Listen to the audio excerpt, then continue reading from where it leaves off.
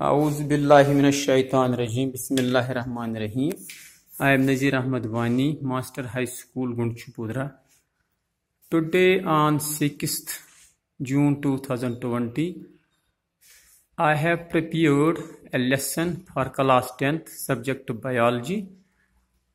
My topic is types of asexual reproduction continued. I have discussed it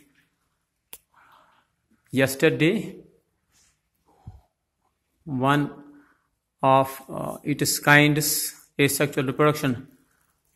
First type of asexual reproduction I have discussed yesterday. Now I am discussing other types of asexual reproduction, that is budding, spore formation and regeneration.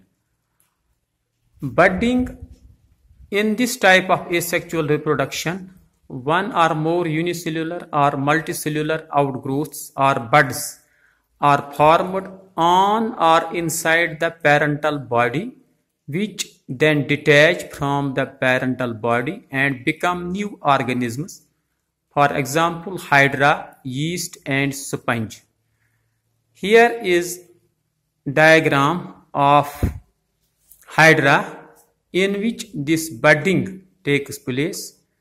This is the diagram of budding. This is parent hydra. These are its tentacles and this is body. It is a multicellular organism. Here a bud develops on the body of hydra. Then this bud elongates and gives rise to new hydra, which detaches from the parent organism and forms individual hydra. Here I have shown this is parent hydra, this is new hydra. The third type of asexual reproduction is spore formation. In this type of asexual reproduction, the parent plant produces spores in sporangia, which give rise to new plants after their dispersal. For example, rhizopus, bacteria, ferns, mosses, etc. Here I have shown one example, that is rhizopus. In rhizopus, this is the plant body of rhizopus.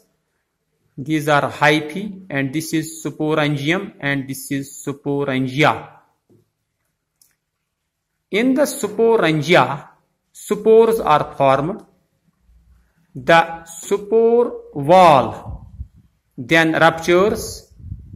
The spores are dispersed into air. They spread on the earth and give rise to new plants or these